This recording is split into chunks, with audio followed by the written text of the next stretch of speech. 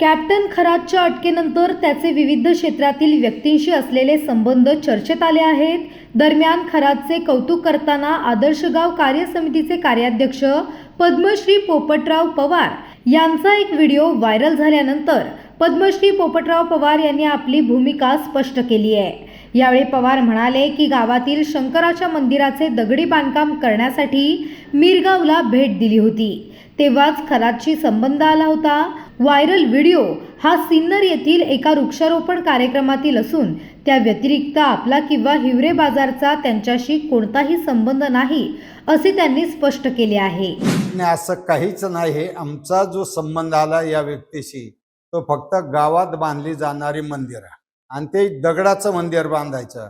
ज्या कारागिरांकडे आम्ही गेलो त्यांनी जे अल्बम दाखवले त्या अल्बममध्ये जे 10-12 मंदिर होते त्यापैकी हे एक दगडी मंदिर ईशानेश्वराचं होतं आणि त्यामुळे आम्ही तिथे गेलो आणि ज्यावेळी गावामध्ये मूर्त्यांची प्राणप्रतिष्ठा केली त्यावेळी ज्याही अध्यात्म क्षेत्रातील अनेक मंडळीला बोलवलं त्यापैकी हे एक व्यक्ती होती।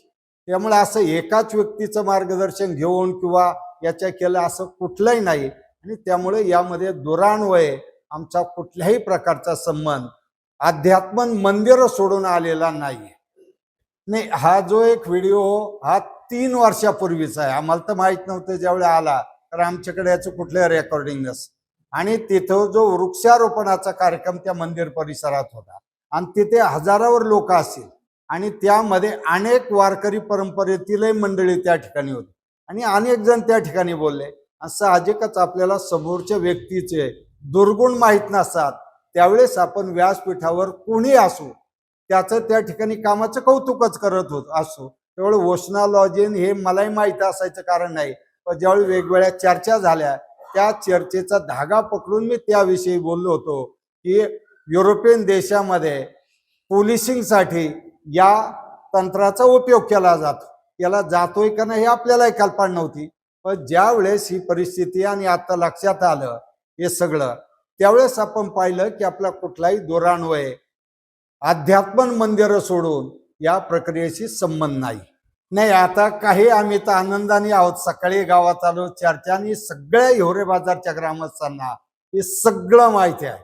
त्यामुळे उलट मी असं म्हणाल की आदरणीय मुख्यमंत्री देवेंद्रजी फडणवीस साहेबांनी जी SIT नेमली आणि भोंदूगिरी करणाऱ्या विषयाला जो चाप लावला तो SITच्या माध्यमातून पुढे येऊन त्याला योग्य ती सजा झाली पाहिजे असाही ठराव आज सकाळी आम्ही ग्रामस्थांनी घेतलेला आहे। त्यामुळे जे पुढे होईल तर ते सर्वांना माहीतच पडणार आहे SITच्या नंतर आणि SIT नेमलेले अधिकारी या राज्यातील एक कर्तव्यदक्ष अधिकारी त्याच्यामुळे आपल्या सर्वांचे पडून त्यामुळे कुठल्याही प्रकारचं भीती वाटायचं किंवा हे वाटायचं कुठलंही कारण नाही आणि माझे गावकरी ठामपणे मागे आहेत।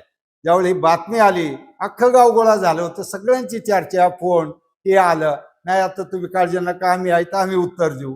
त्यामुळे एक आहे की हे गावासाठी केलेला मंदिरांचा कार्यक्रम आहे, तेवढं वैयक्तिक आपलं त्यामध्ये काहीही नाही।